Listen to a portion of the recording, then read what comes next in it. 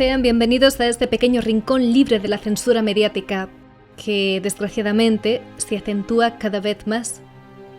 Los temas incómodos, más que silenciados, son condenados, como si se tratara de un crimen reparar en que hay otra información o replantearse la realidad que nos rodea.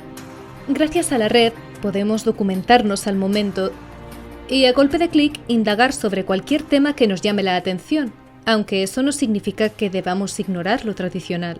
Por ejemplo, la tinta y el papel. Y hablando de esto, se dice que si salimos ilesos de un libro es porque en verdad no nos hemos adentrado en él. ¿Hace cuánto que no leemos algo que nos hace levantar la mirada y detenernos en nuestros pensamientos? ¿Cuándo fue la última vez que reflexionamos? ¿O que redescubrimos algo? Quiero presentarles a José Antonio Bielsa, turolense de gran corazón, historiador, filósofo, crítico cinematográfico, docente y, como no, escritor. Es licenciado en Historia del Arte, graduado en Filosofía y redactor y columnista en numerosos medios digitales. Su anterior libro, Cómo sobrevivir al nuevo orden mundial, un manual de trinchera, fue lo más vendido en Amazon y su siguiente obra, España y sus demonios, no tiene nada que envidiarle. Con esta entrevista al señor Bielsa queremos conocer un poco más de su nueva publicación y verbalizar esas preguntas que pueden suscitar a quien las escuche la curiosidad intelectual.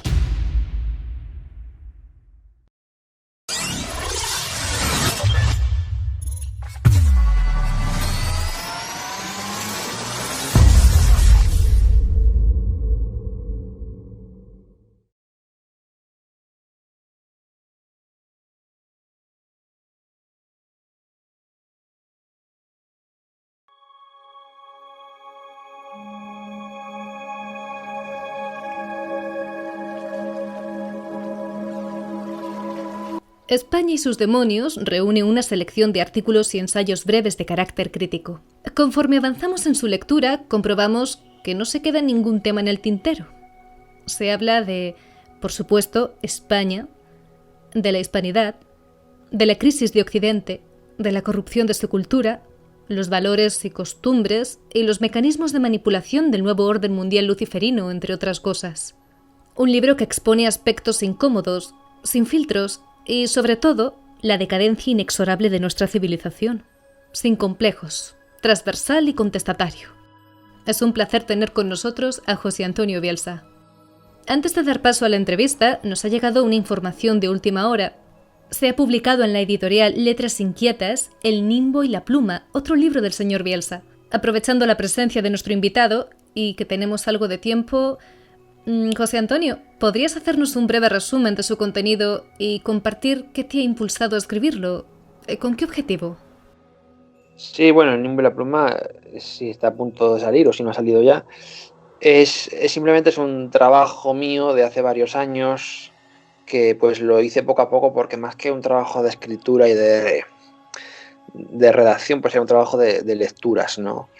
Y bueno, se trata de un viaje a través de las fuentes de la tradición católica desde el siglo, desde los primeros tiempos, ¿no? Desde el año 300, como quien dice, hasta el final del siglo XIII, ¿no? Es un viaje de 1000 años donde vamos a ver un poco cómo aquel suelo católico consiguió configurarse a través de la figura del héroe nimbado, el héroe con nimbo. Hoy en día, desde luego, no tenemos héroes, la gente no tiene ideas suficientes como para mantener un discurso que pueda sostenerse no solo en la voluntad, sino en la trascendencia. Y esto pues me dio la posibilidad de, una vez reescrito todo el material, pues sacar un libro. El libro evidentemente está resumido, lo recorté en unas 200 páginas para que no fuera demasiado largo y me permitió pues hablar un poco de esa evolución, ¿no? De cómo estos valores, como he hablado, de ese heroísmo nimbado, que además llevaba una pluma, porque estamos hablando de un repaso agiográfico por diferentes personalidades de la catolicidad, como han dado pues una base muy sólida, ¿no? Es un mármol duro, casi diría eterno, inmutable, Y lo chocante es que esto no ha tenido ya correspondencia en la era en la posmodernidad, ¿no? Simplemente, pues eso es un libro reaccionario, de iniciación, para que la gente pues pueda estudiar las diferentes evoluciones, ¿no?, de la filosofía europea, mejor dicho, de la filosofía católica y por ende europea, durante pues un milenio de evolución, ¿no? Y creo que bueno, que el libro puede ser interesante sobre todo para los estudiantes de filosofía medieval, para aquellas personas que sientan interés por conocer mejor la patrística, la escritura de los padres, los textos de la tradición, que estudien pues al Crisóstomo, al Crisólogo, en fin, tantas figuras interesantes, ¿no?, que han hecho pues un esfuerzo ingente por imponer los derechos que tenía en aquel momento la civilización cristiana, ¿no? Justo lo que hoy en día no se hace, desde luego, porque hoy en día, como bien sabes, Alba, estamos en una época de absoluta descomposición, donde lo que queda de la Iglesia no es precisamente la Iglesia, sino es un pálido reflejo, ¿no?, de aquella tradición de siglos donde todo era permanente. Y era permanente porque era inamovible. Y claro, la doctrina, si queremos valorarla como tal, tiene que ser algo estable. No puede ser una cosa fluctuante. Si San Atanasio de Alejandría, por ejemplo, hubiera visto al Papa de Roma, entre comillas, pues tributar el culto a la Pachamama, lo más probable es que hubiera cogido unas piedras y lo hubiera destruido todo, o con una lata de gasolina, como hizo el padre Membiel en una feria protestante, pues le hubiera prendido fuego a todo, ¿no? Pero hoy en día estamos en la era de la corrección política y no se pueden decir ciertas cosas. Así que, puesto que no vamos a ser nosotros los que las digamos, démosle la voz a esas fuentes pretéritas del pasado que hablarán mucho mejor que nosotros y con más candor sobre estas cosas, ¿no? La verdad es que es una idea muy prudente y sabia, desde luego. Por concretar un poco más, ¿qué te ha impulsado a escribir este libro? Bueno, el libro no surgió, digamos, tanto por un impulso interior, sino que fue, casi te diría, fruto de un encargo. En 2018, Javier Navascuez, de Hispanidad Católica, una página web que todavía sigue en activo, me propuso hacer alguna serie monográfica para la página web. Y yo tenía varias ideas.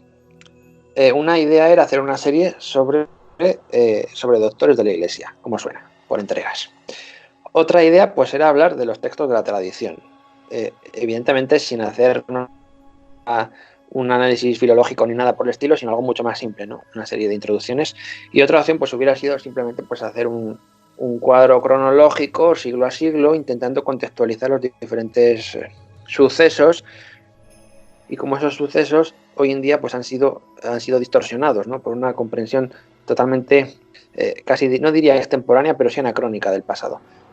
Al final nos decantamos por la opción primera y yo comprendí que no se trataba tanto de hablar de una serie de doctores de la Iglesia, porque la Iglesia tiene sus doctores, como de cohesionar dicha tradición escrituraria, toda aquella doctrina, en un fondo más o menos de literatura para un público amplio.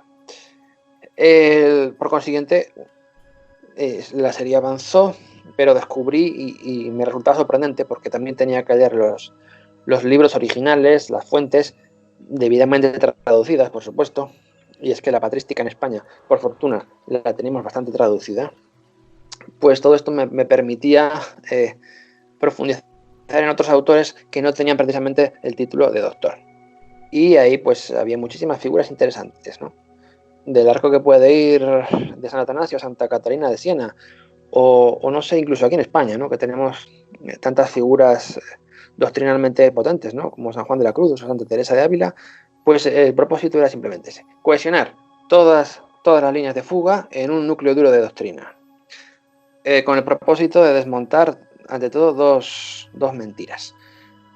La primera, que el catolicismo, o como mejor dicen ahora, el cristianismo, fue un invento del siglo II-III, que se debe incluso a San Pablo, han llegado a decir algunos. Y la otra, todavía más grotesca, era repeler desde luego todo el auge de la exégesis protestante, que ha hecho desde luego unos desórdenes tremendos, ¿no? Y bueno, he tenido muchísimos debates con muchísima gente protestante, adventistas, incluso con un metodista, con muchísima gente pues que cree en la sola escritura y que bueno, que ellos utilizan el libre examen de conciencia para entender lo que crean que entienden. Y bueno, este debate es muy amplio, pero sí, el objetivo del libro es una obra de iniciación, simplemente, Alba, no tiene más ínfulas que esas. Personalmente, creo que con solo escuchar este pequeño análisis que has realizado con semejantes respuestas, remarca el hecho de que poder hojear uno de tus libros ya es enriquecedor. Y no lo digo por decir, creo que después de esta entrevista muchos de nuestros espectadores querrán saber un poco más de España y sus demonios. Vamos a ir entrando en materia. Bien, el nuevo orden mundial parece ser algo inminente. Ciertos datos nos hacen pensar que está gestándose. Lo hemos denunciado en numerosas ocasiones. Desde plataformas como El Contramedio se llegó a hablar de cómo el COVID-19 podría servir de excusa para que este nuevo orden mundial se instaure más deprisa, trayendo consigo pues la carencia de valores, principios, o propiciando que lleguen otros nuevos. Este NOM guardaría ramificaciones satanistas. José Antonio, en tu libro hablas del auge del satanismo en España. Más adelante a este apartado dedicas una parte con el título «Tomad nota, profanadores sin alma. Dios nunca muere». El satanismo estaría estrechamente ligado con el nuevo orden mundial. Resulta escalofriante echarle un vistazo y comprobar que desde bien pequeños se nos somete a un control mental, como explicas ahí. Hablas del mito de la igualdad, de cómo ha descendido el nivel académico y el coeficiente intelectual, la trampa que hay en la diversidad, la represión masculina, el materialismo, etc. Más adelante expones las numerosas vías con las que se manifiesta este satanismo en el país. En tu libro explicas que va a marcar el comienzo de una nueva era, y que esa nueva era está aquí. Bueno, hace unos meses se publicó un libro infantil para iniciar a los niños de entre 5 y 10 años a invocar demonios. ¿Qué interés podría tener para esta élite enseñar a las nuevas generaciones a confiar en entidades consideradas oscuras? ¿No puede ser un arma de doble filo? Sí, es desde luego uno de los propósitos de la era de Acuario, es que cuando se entre en esta fase, que curiosamente tiene su pórtico de acceso en los años 2020-2021, la humanidad, por así decir, tendrá que consagrarse a Satanás si quiere realmente participar del desarrollo del nuevo orden. Esto en España pues adquiere pues unas connotaciones todavía más siniestras, porque precisamente España, en cuanto patria de tradición católica desde siempre, pues se ha desarrollado una especie de cultivo, de exégesis muy profunda sobre estos temas. Ya sabrás, Alba, que el Zohar es un libro que se empezó a desarrollar aquí en España, concretamente en la ciudad de Zaragoza, de hecho, y que el gnosticismo tiene en la cábala oscura pues uno de sus grandes agarraderos. Si estudiamos estos fenómenos, comprenderemos que el satanismo no solo es un hecho estético que sirve más o menos por la vía instrumental para entretener a los más despistados, sino también es un recurso típico de esa gnosis que está, digamos, laborando en la sombra la reconstrucción de una nueva concepción teológica, ¿no? Porque no nos engañemos, detrás de todo esto hay una contrateología envenenada, y España desarrolla un papel importante aquí, porque, como bien sabrás, España, tras la reforma protestante, iba a abrir un nuevo campo de acceso, digamos, a la tradición, al catolicismo vernáculo en los países de Hispanoamérica. Y esto pues no les pasó, digamos, a los amigos de la sinagoga de Satanás, no les pasó inadvertidos. Por eso querían evidentemente atacar el núcleo de la catolicidad, atacando pues a España, ¿no? Este auge de la moral satánica, pues yo lo he estudiado simplemente haciendo un ejercicio bastante precario, viajando por diferentes estamentos, ¿no?, de la industria. Desde lo que puede ser, por ejemplo, la publicación de un libro, hasta el más en apariencia inocente merchandising, a todo tipo de cosas que, queramos o no, pues están configurando esa nueva iconografía de esta religión. Sin obviar esa moral satánica que has desarrollado, también eres crítico de cine. Más que un buen entendido del tema, un experto. Creo que hablo en nombre de muchos simpatizantes de tus análisis a la hora de decir que es fácil coincidir contigo en lo que respecta a la degradación que ha habido en corrientes artísticas, como las escénicas y la literatura. Resulta más que evidente el control mental que se imparte en la pequeña y la gran pantalla, concretamente en el cine. Y aquí hacemos mención a otro de los diversos capítulos de tu libro. Se ven aspectos como la normalización de la inteligencia artificial trayendo consigo el transhumanismo. Mencionas el cine de la década de los 70, rico en películas donde las inteligencias artificiales albergan el interés de la función, y el de los años 80. Alegas que están dominados por la máquina.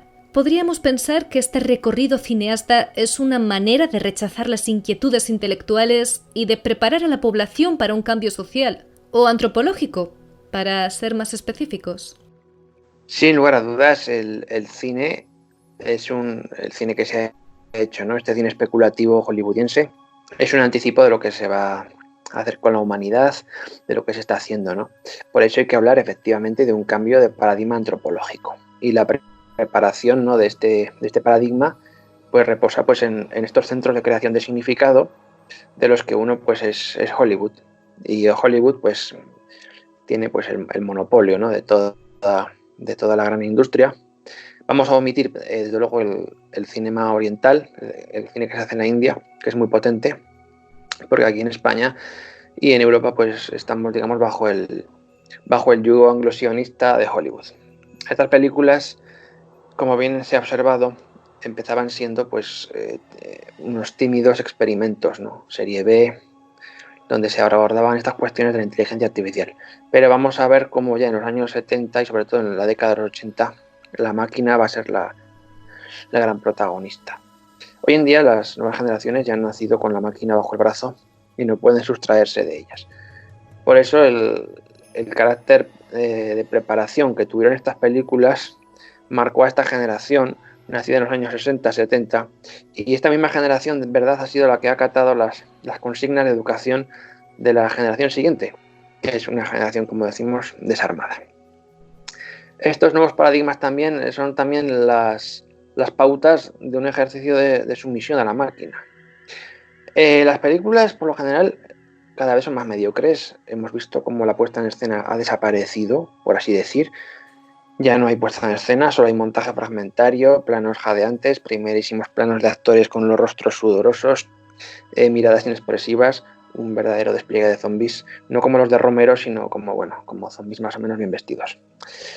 Esto pues nos hace pensar que realmente no solo se ha tratado de destruir el lenguaje cinematográfico y crear unos temas parejos a ese ocaso, a esa destrucción, sino que también se ha hecho que la mente humana, a falta pues de un agarradero moral en el que la narrativa de antaño solía columpiarse, pues tenga que recurrir pues a unos hitos típicos donde todo se reduce a la acción-reacción, ¿no? Las películas de la era Reagan, pensemos en los Terminator, en Robocop, todas estas películas, incluso el cyberpunk desastroso que ha dado cosas como Ted 2, El Hombre de Hierro, y que desencadenaría pues en Matrix, ¿no?, aquel millonario que a tanta gente pues lo tiene en tan buena consideración, ¿no? El cine evidentemente es un muestrario de las pulsiones más inconfesadas de la élite para con la masa de perdición. Por eso creo que tenemos que recuperar, es la reivindicación que hago desde este programa, tenemos que recuperar los viejos tiempos del cinema clásico, la puesta en escena que Noel Burch denominó modo de representación institucional y bueno, y mirar un poco más los géneros clásicos audiovisuales, ¿no? Desde luego lo has calificado extraordinariamente bien, señalando que cada vez es más mediocre y en ocasiones tenebroso. Continuando con tu libro, expones ciertas cuestiones referentes al declive de España y la crisis de la religión católica. Al finalizar el capítulo, verbalizas una pregunta, la cual me gustaría devolverte y de paso mencionarla públicamente para poder leer las opiniones de nuestra audiencia después. ¿Qué sentido tiene, o mejor dicho, por añadir un matiz, a qué se debe que el pueblo llano tolere ciertos ataques a su núcleo más íntimo, a su alma católica romana en suma? Sí, bueno, el tema católico es muy controvertido. Precisamente hoy en día lo más políticamente incorrecto que un español puede ser es ser católico. No ser marxista, comunista, desde luego toda esta patulea que vemos en los medios, que tiene, digamos, ese monopolio izquierdista que manda, ¿no? Por eso el tema católico, yo en el libro evidentemente tiene una vocación de exégesis metapolítica y de comentario de la historia. Y quería tratar el tema del catolicismo simplemente desde la perspectiva más polémica posible. Polémica que no apologética. Porque la apologética, como quien dice, tiene siempre algo de derrota, ¿no? De ir hacia atrás. La defensa de los mundos tradicionales, desde luego, al menos en el occidente, en el oriente todavía conservan pues unos puntos de cohesión. La élite no, digamos las castas más privilegiadas, la aristocracia allí pues tiene, por ejemplo, el taoísmo y el pueblo más llano, digamos, que tendría el confucianismo. Pero en España, evidentemente en Europa, ese sustrato de la tradición ha estado integrado en el catolicismo. Y cuando digo catolicismo no digo cristianismo, porque el cristianismo es posterior al catolicismo. El cristianismo, digamos que es la bastardización de lo católico. Lo católico en tanto universal, ¿de acuerdo? Y en eso España pues ha desempeñado pues un papel importante. El objetivo de esta sinarquía, de estos movimientos del nuevo orden, lo que ha hecho ha sido, digamos, putrificar ese sustrato hasta demolerlo, por lo que podemos decir que evidentemente la España de hoy no es católica, ni mucho menos. Tiene ciertos residuos católicos, como puede ser la conservación de algunas fiestas, la Semana Santa, etcétera, ciertas cosas que están ahí. Pero no estamos ya en un suelo católico, y esto pues va a traer consigo una serie de problemas de identidad. Y es que una persona que reniega realmente de sus verdaderas raíces, que son católicas, en este caso católicas romanas, debe también plantearse con qué las va a sustituir. En estos momentos el único eje de sustitución posible sería el satanismo de la era de Acuario. Pero insisto que aquí este debate es muy complicado porque la gente, desde luego, sobre todo los modernos, totalmente absorbidos por la ideología progresista, por el liberalismo y por todas esas enfermedades o religiones, como puede ser el socialismo, que es otra religión, aunque se nieguen a aceptarlo, todas estas religiones pues traen consigo, como digo, una devaluación de los principios de identidad, de solidaridad, que han fundado pues la continuidad, ¿no?, de una patria, en este caso España. La pregunta es muy retórica. ¿Qué sentido tiene que el pueblo español tolere estos atropellos y ataques en su núcleo más profundo e íntimo? Ese núcleo está tan postergado, digamos, en lo más recóndito de su ser, que es muy difícil que lo identifiquen y lo reconozcan. De hecho, en los tiempos modernos, los españoles ya no es que no sean católicos, es que no son ni siquiera paganos, son todavía menos que idólatras. Al abordar la cuestión teológica, lo primero que te encuentras es un rechazo manifiesto a abordar estos temas simplemente porque por ignorancia supina se considera que todo lo católico, todo lo relativo a las religiones es producto de la ignorancia y la superstición. Y ese es, digamos, uno de los grandes éxitos del pensamiento liberal, que ha traído también la reactivación de esa leyenda negra, ¿no? Si partimos de la base, ¿no?, de que la universidad, sin ir más lejos, es una creación católica. La universidad fue creada realmente por la Iglesia Católica, no nos engañemos. Y vemos que realmente el catolicismo ha sido el elemento configurador, cohesionador y la salvaguardia de toda la tradición grecolatina clásica. Comprenderemos que la responsabilidad con respecto a la preservación de esto es muy importante. Por eso las élites, la sinarquía, por así decir, desea vivamente destruir esto, porque el catolicismo es la gran armadura que ha mantenido más o menos España e indemne de los ataques de sus enemigos sempiternos. Sus enemigos sempiternos pues han sido el Islam, han sido Francia, han sido el mundo anglosajón. Todo esto pues hace que ahora España pues sea lo que sea, ¿no? España está totalmente desamordazada porque ha renegado de sus principios, y los principios solo son católicos, no nos engañemos, católicos. ¿Sabes? Me parece un buen momento para hacer referencia a tu anterior libro, Cómo sobrevivir al nuevo orden mundial, un manual de trinchera. Continuando con España como tema principal, claro. En un capítulo hablabas de cómo Suecia era el laboratorio de este nuevo orden. ¿A qué te sugiere que la única diferencia actual entre ambos países es que no haya ley de confinamiento?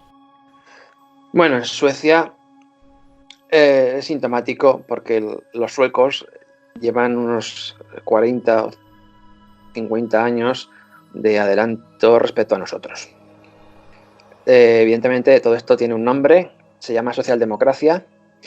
En Suecia se impone este modelo en los años 60 a través de la llegada de Olof Palme.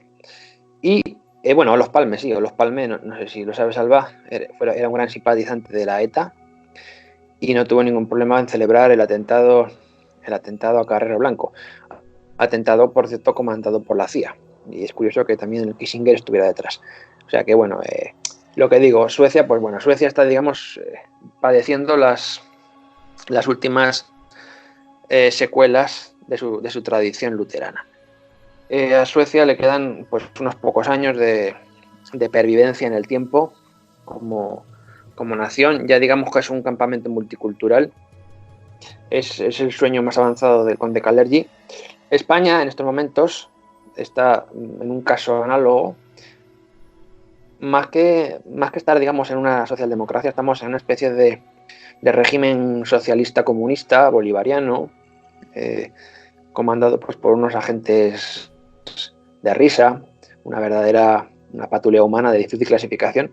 Pero bueno, los suecos son más elegantes en este sentido y desde luego ahí la liberalización llega hasta el punto de que el confinamiento pues se puede considerar algo opinable, ¿no? No hay confinamiento simplemente porque el nihilismo sueco impide ese confinamiento. A los suecos el tema de los muertos, el tema de la sustitución demográfica les da igual. Son gente que ya ha asimilado pues que son un pueblo de extinción, ¿no? O sea, ellos mismos se van a extinguir simplemente porque necesitan extinguirse. Han llegado a tal grado de abyección que deben extinguirse. En Suecia pues el patriotismo se reduce a muy poco. Se reduce pues a que veamos algunas suecas llevando bikinis con la bandera de Suecia y poco más, ¿no? Es algo turístico. En España sí que hay pues una remanente patriota, tercerposicionista por lo general, que no tiene representación en los arcos parlamentarios, que todavía pues está, digamos, bajo este rechinar de dientes, guardando el tipo, pero vaticino que esto no va a seguir así mucho tiempo, porque pese a que en España solo hay una facción que tiene representatividad, el resto ya vemos que no cuentan o que no son bienvenidos. Este grupo humano, digamos, que condensa ese suero patriótico.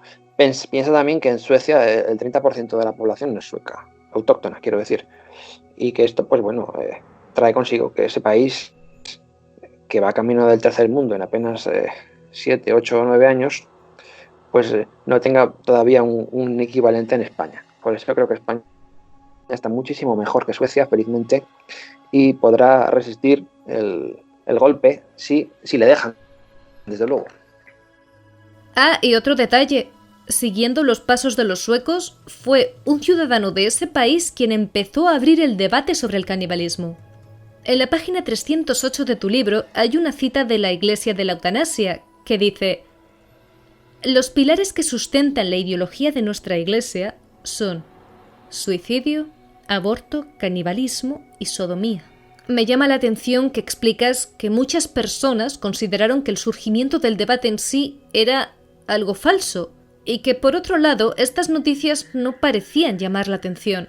De momento, en España no ha parecido triunfar el canibalismo en sí, y eso que hubo un joven aragonés que presentó una alternativa vegana.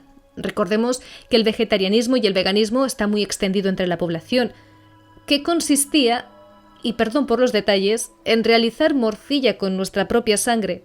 No gustó la idea. ¿Tú crees que es cuestión de tiempo que el canibalismo llegue a consolidarse en España?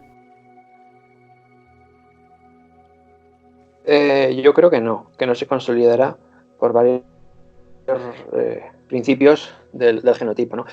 Bueno, hablando de Chris Korda, este bastarda, no sé lo que es, este sujeto procede de una familia iluminista muy importante, los Korda. Bueno, su tío abuelo, Alexander Korda, no sé si lo conoces, Alba, es el famoso productor de cine británico que dio pues tantas obras maestras, ¿no?, como La vida privada de Enrique VIII. Bueno, esta gente de la élite sabe muy bien lo que hace. La Iglesia de la Eutanasia solo es una parodia, no tiene más objetivo pues que la eugenesia y el control de población. El problema es que esté tolerada, ¿no?, esté legalizada como tal, y esto pues nos da una muestra de hasta qué punto el sustrato masónico luciferiano está totalmente asimilado, ¿no? Vemos que estos presupuestos caníbales, pues en algunos lugares del globo están bien vistos, son lícitos. Hablamos del caso del caníbal alemán de Rotemburgo, que en su momento es año 2001, ¿no? Esto pues fue tomado a risa en su momento. Nadie quiso ver realmente que 18 años después un tal Magnus Söderlund, un profesor pedagogo, diría aquello de que comer carne humana podrá salvar el planeta del cambio climático, como suena. Bueno, yo creo que un sueco puede acabar siendo caníbal perfectamente. No lo digo por nada, lo digo porque ellos mismos se han retratado con su ideología progresista llevada a un grado tal de memez y de estupidez que, bueno, que allí en Suecia todo puede ser políticamente correcto.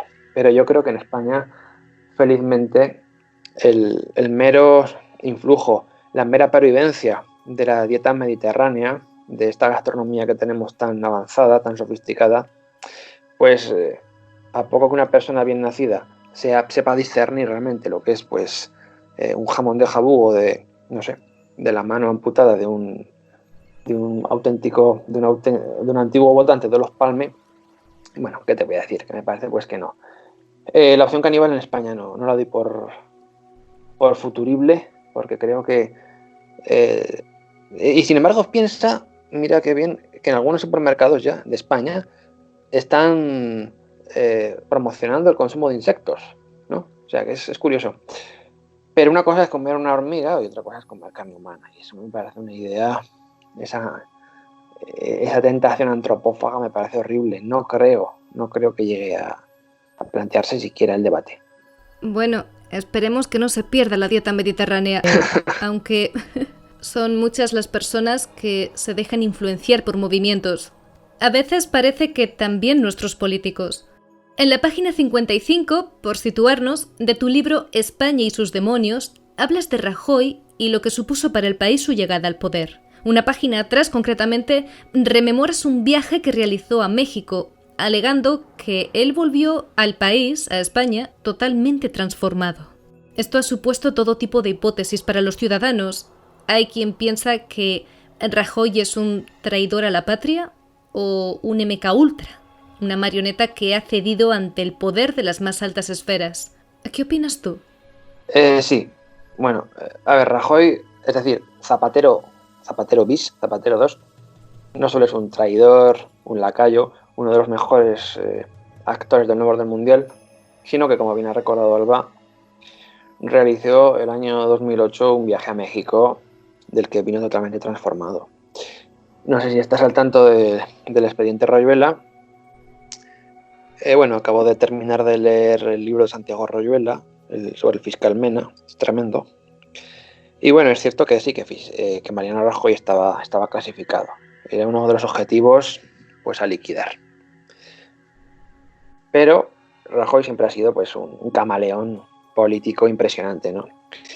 Y ha sabido jugar muy bien sus cartas. Aparte de que es un individuo, en fin, con una moral dudosísima, porque bueno, sus años de desgobierno fueron catastróficos para España, sobre todo en el plano moral, en cuanto a traición a sus votantes, absolutamente.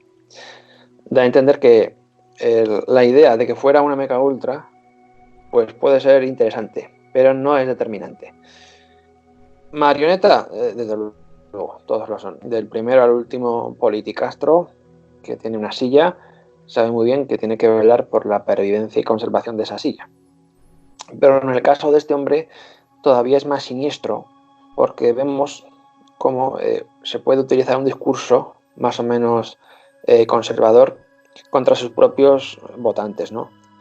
Y contra la propia conservación de esos presupuestos que hacían creer a muchísima gente que el Partido Popular era un partido liberal de derecha. Eso se vio que no, que el Partido Popular es un partido socialdemócrata en la misma línea que el PSOE y que es todo pues una mascarada. Mariano Rajoy, pues qué decir de él, me parece pues un personaje siniestro, uno más, perpetuó el legado del zapaterismo. El padre Manuel Guerra ya confirmó que era masón. En fin, masón no sé si de alto grado, pero que sí que es uno de los mandileros del régimen del 78 y que bueno, que él lo que hizo fue simplemente transmutar aquellos residuos católicos, apostólicos y romanos por una nueva tradición masónica laicista y bruselense. En definitiva, un verdadero traidor a la patria. El adagio de Rajoy, ya lo conocéis bien, la economía lo es todo, era su única máxima. Un político cuya única filosofía política era el economicismo y que nos ha dado como resultado pues lo que tenemos ahora, ¿no? Un escenario absolutamente indeseable. Hablando de moralidad, Menéndez Pelayo, por lo que has descrito en tu libro, quiere anteponer la ética a la metafísica, más que nada para salvaguardar la vida de la aberración que supone vivir sin moral. Esto es algo que puede darse, según expones, en el individuo concreto, pero que resulta insostenible a largo plazo en una sociedad.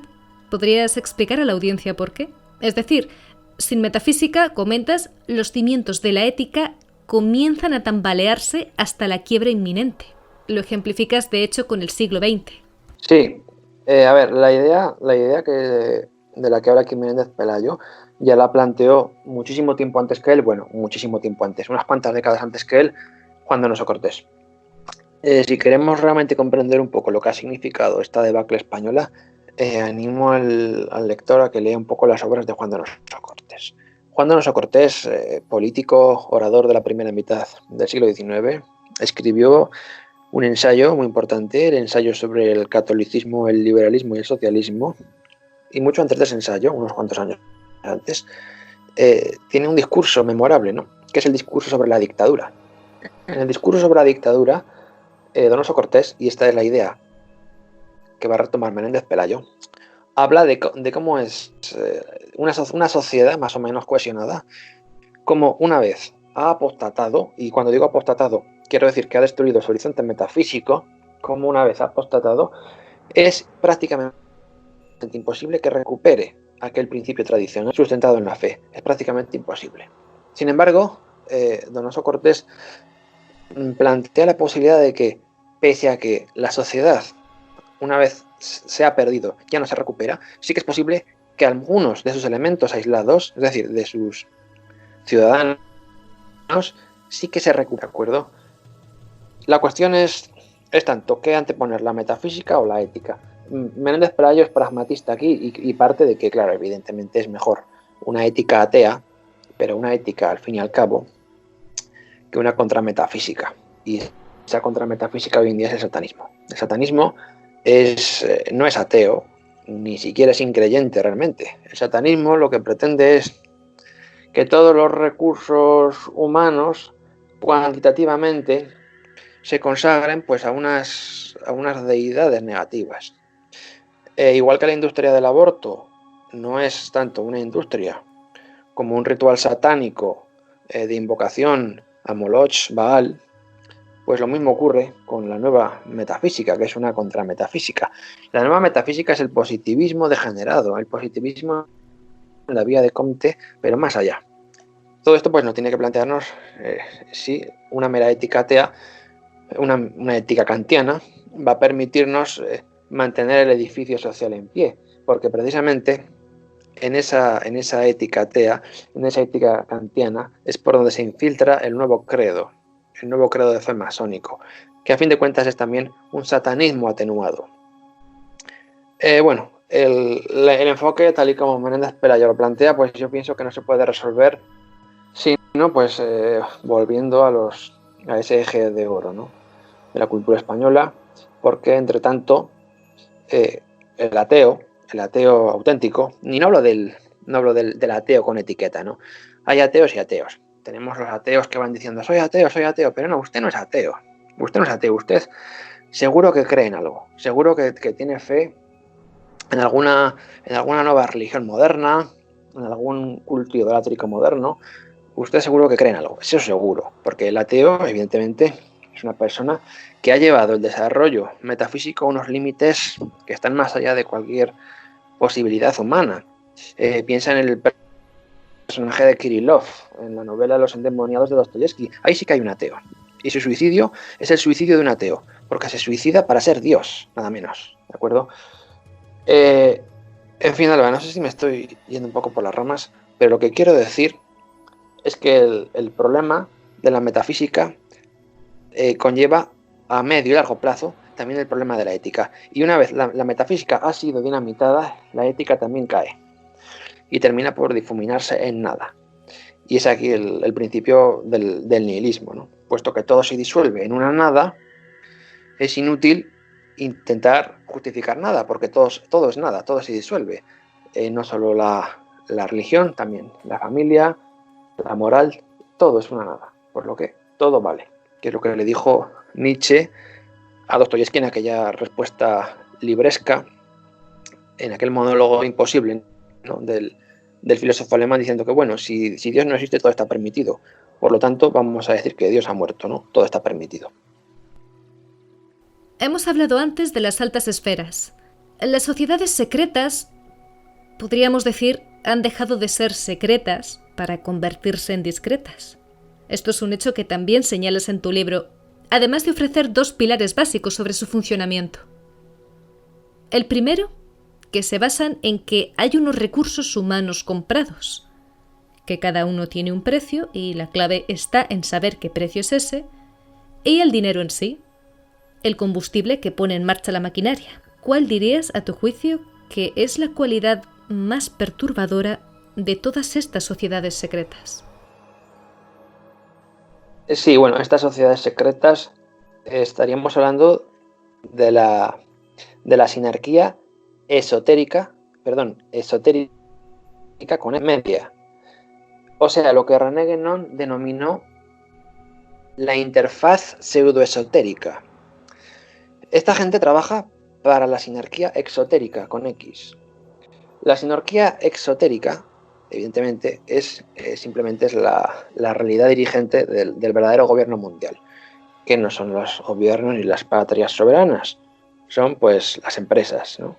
Disney, AT&T, CBS, Time Warner, Repsol, Toyota, es decir, los amos del mundo de facto, los monopolios y oligopolios financieros mundiales.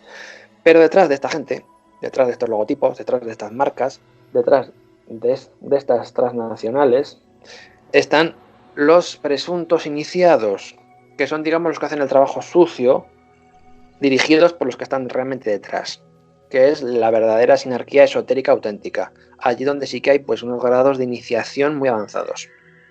Esta gente, como decimos, se caracteriza por tres cosas: hermetismo aparente, filantropía y corporativismo entre los propios círculos.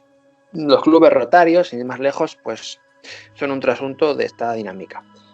Pero los elementos humanos que conforman esto, pues son gente que visten normal, por lo general van con corbata. Hablamos del típico ejecutivo agresivo, un perfil bajo, una persona que no puede dar más de sí si le quita realmente la chaqueta y la marca o el contubernio que está detrás y lo respalda, porque como decimos, todos tienen un precio. ¿Y cuál es el precio de esa persona? He aquí la gran pregunta. Le pregunto a usted, le pregunto al oyente, ¿cuál es su precio? ¿Por qué cantidad se dejaría comprar? ¿O cuál es su precio de venta? Evidentemente el 99% de los mortales no interesamos a esa élite, máxime porque esa élite nos quiere eliminar directamente. Son criminales psicópatas y quieren destruirnos. Pero sí que hay unos puntos intermedios cerca de la zona pinacular, pues sí que hay unas personas que han trepado, que tienen ambiciones, que no son de la verdadera casta elegida y que van a hacer los trabajos sucios de esta gente. Ahí sí que interesa que el contrato esté bien regulado y aunque no sea lícito, porque aquí estamos en unos terrenos sumamente quejumbrosos de una ilegalidad absoluta, sí que es importante que se mantengan las formas. Y las formas de estos rituales conllevan implícitos pues unos puntos de agarre que no deben olvidarse. Y es que si tú estás trabajando para X persona, para X entidad, es importante que le sirvas bien. Ya está. ¿Cuál es la clave de esto? Es lo que Levi-Strauss denominó como el registro del crimen. En la tribu primigenia, para ocultar el asesinato del padre, y esto también lo desarrolla Freud en Totem y Tabú, era importante que todos estuvieran conchavados. Es decir, que la sangre salpicara a todo el cenáculo. Por lo tanto, la atadura de la sangre, la atadura del crimen, hace que esta gente pues esté también organizada, también cohesionada, y que no quiera renunciar a las prebendas que realmente les suministra este negocio, que puede ser desde luego trabajar para la Planet Parenthood, traficando con órganos de fetos asesinados, o cosas más livianas, como puede ser pues promocionar cualquier película estupidizante para adolescentes Gojim y cualquier otra cosa de este tenor. Elaboran para lo que elaboran, que simplemente es el advenimiento del anticristo. Muchos no saben que están trabajando para el mal, pero aunque a veces lo intuyen, prefieren seguir en esa línea porque tampoco no les importa. Mientras puedan tener cubiertas sus necesidades materiales, una vida más o menos de lujo comedido y puedan ser lo que realmente son, que son nómadas, son transeúntes. Esta gente no tiene realmente una patria fija, estable. Para ellos el mundo es lo mismo, no como nosotros, la gente de a pie de calle, que no tenemos otra cosa más que nuestra patria, y hasta eso nos quieren robar y secuestrar, ¿no? Pues es lo que tenemos, pero no son realmente, insisto, no son los iniciados. Los iniciados superiores son otra cosa. Estos, digamos que son los mandados de la sinarquía auténtica, de la sinarquía esotérica auténtica. Bueno, continuando con personas de gran influencia, en capítulos posteriores hablas del Premio Nobel de la Paz. Realizas una serie de preguntas, como por ejemplo, que a qué se debe la total ausencia de españoles en estos premios, o que por qué Barack Obama recibe el Nobel, pero no Donald Trump. Calificas tal premio como arma. ¿Podrías compartirnos qué representaría y qué otro uso tendría a ojos de las altas esferas? Sí, bueno, el premio sinárquico Nobel de la Paz, como casi todos los premios conocidos del contubernio globalista, pensemos en el premio Carlomagno, el premio, incluso el premio Kalergi, es un premio que lleva el nombre del famoso conde. Todos estos premios pues son premios para repartir entre los propios adherentes de esa élite. El objetivo del Nobel simplemente es el de normalizar y legitimar la agenda global, sin más. Y vemos cómo aparecen figuras como Barack Obama, Kofi Annan, Al Gore, Juan Manuel Santos, la propia Unión Europea. En fin, es una nómina siniestra, ¿no?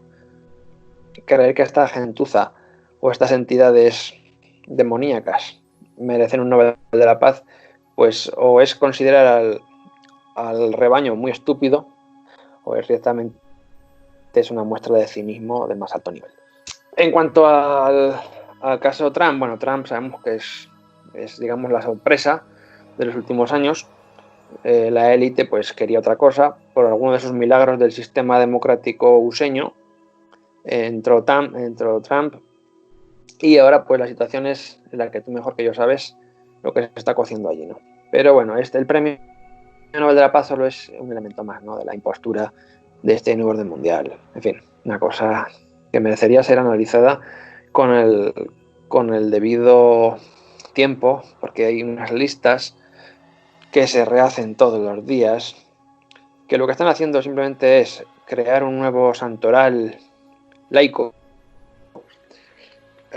Los ganadores del Premio Nobel de la Paz, si te has fijado, Alba, tienen un llamativo parecido a los papas del